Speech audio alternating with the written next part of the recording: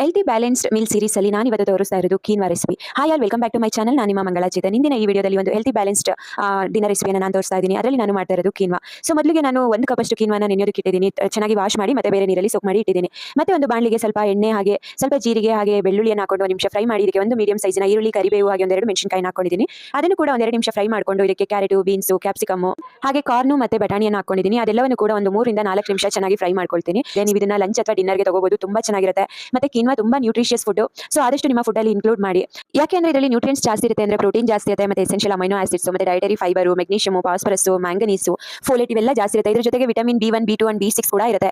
ಮತ್ತೆ ಇದು weight management ಅಲ್ಲೆಲ್ಲ ನಿಮಗೆ ಸಪೋರ್ಟ್ ಮಾಡುತ್ತೆ. ಹಾರ್ಟ್ ಹೆಲ್ತ್ ಮತ್ತೆ ಡೈಜೆಸ್ಟಿವ್ ಹೆಲ್ತ್ ಗೆ ಸಪೋರ್ಟ್ ಮಾಡುತ್ತೆ, ಮತ್ತೆ ಮಸಲ್ ಗ್ರೋತ್ ಗೆ ಹೆಲ್ಪ್ ಮಾಡುತ್ತೆ. ಸೊ ಆಂಟಿ ಆಕ್ಸಿಡೆಂಟ್ಸ್ ಜಾಸ್ತಿ ಇದೆ, ಮತ್ತೆ ಬ್ಲಡ್ ಶುಗರ್ ರೆಗ್ಯುಲೇಷನ್ ಮಾಡೋದ್ರಿಂದ ಬೋನ್ ಹೆಲ್ತ್ ಕೂಡ ತುಂಬಾ ಒಳ್ಳೆಯದು. ಒಮ್ಮೆ ಈ ರೆಸಿಪಿನ ಟ್ರೈ ಮಾಡಿ ಹಾಗೆ ಹೇಗೆ ಬಂತು ಅಂತ ತಿಳಿಸಿ. ಹಾಗೆ ನಿಮಗೆ ಇಂದಿನ ಈ ವಿಡಿಯೋ ಏನಾದರೂ ಇಷ್ಟ ಆಗಿದೆ ದಯವಿಟ್ಟು ಲೈಕ್ ಮಾಡಿ, ಶೇರ್ ಮಾಡಿ, ಸಬ್ಸ್ಕ್ರೈಬ್ ಮಾಡಿ. Thank you so much friends. ಈ ವಿಡಿಯೋನ ಕಂಪ್ಲೀಟ್ ನೋಡೋದಕ್ಕೆ ನನ್ನ ಯೂಟ್ಯೂಬ್ ಚಾನಲ್ ಒಮ್ಮೆ ವಿಸಿಟ್ ಕೊಡಿ.